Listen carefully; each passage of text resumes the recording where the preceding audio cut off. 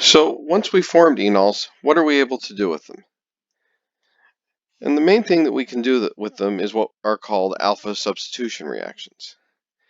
Enolates, it turns out, with that negative charge, are good nucleophiles. Now, where do they end up being nucleophilic? Because we can draw two resonance forms, one where the negative charge is on oxygen, and one where the negative charge is on the alpha carbon. Now, either one can actually function as a nucleophile. But it's much more common for the carbon to function as the nucleophile in this reaction.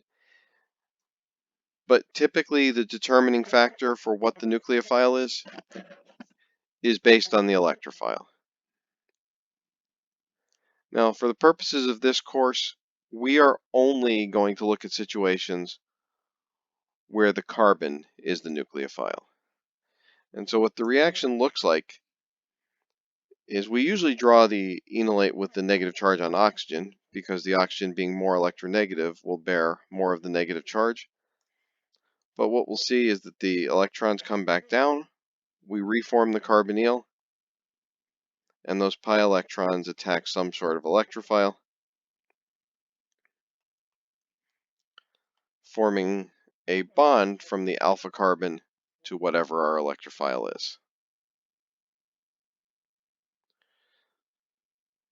So, in addition to having the two nucleophilic spots, we can do this reaction with both enols and enolates. But for most reactions, we prefer the enolates. The enolates, being negatively charged, are generally much better nucleophiles. So how do we form enolates? What are the best methods for doing that?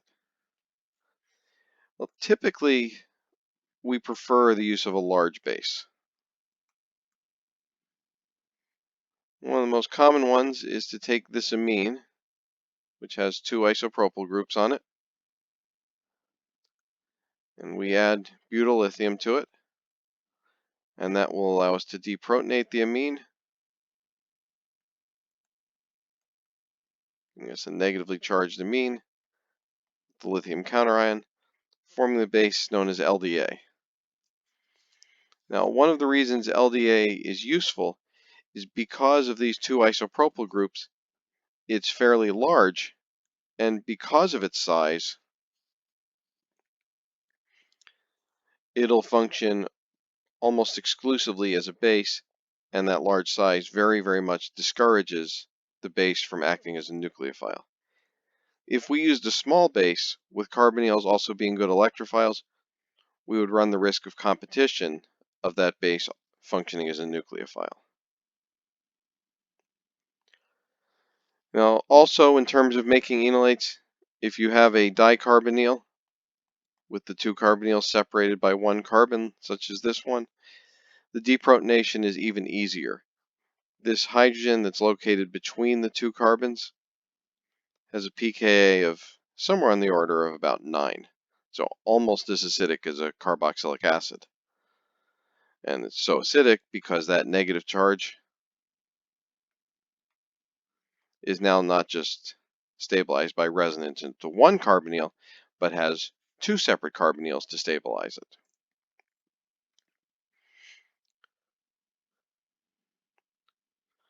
All right. The other complication with making enolates is what happens if our ketone's not symmetric. And that doesn't take much. Most ketones aren't symmetric. So clearly here we have multiple options. We can deprotonate this less substituted hydrogen,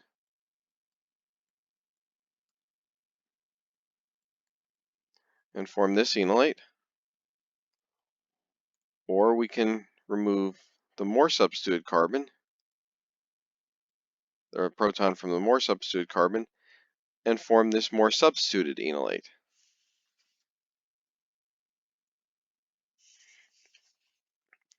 So what's going to be the determining factor in which enolate gets formed?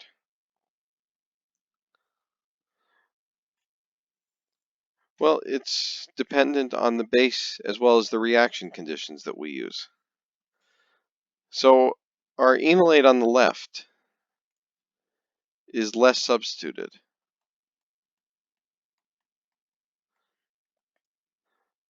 Versus more substituted.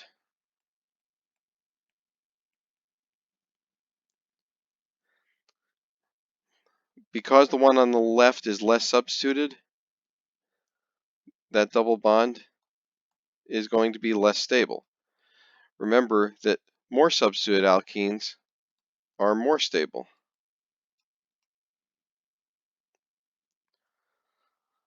So our one on the left, our less stable one, we refer to as the kinetic enolate. It forms faster. The more stable one is our thermodynamic enolate.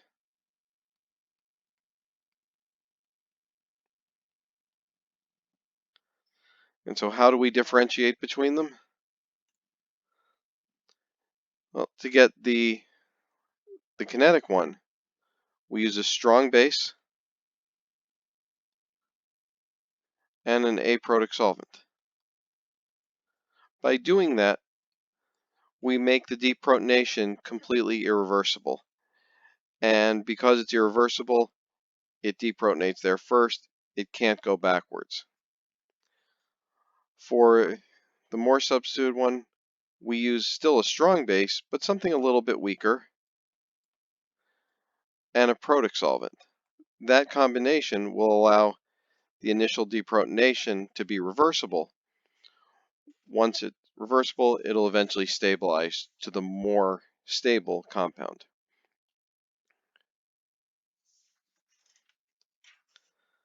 And if you think about it, that's very much like what we saw with the 1,2 versus the 1,4 addition.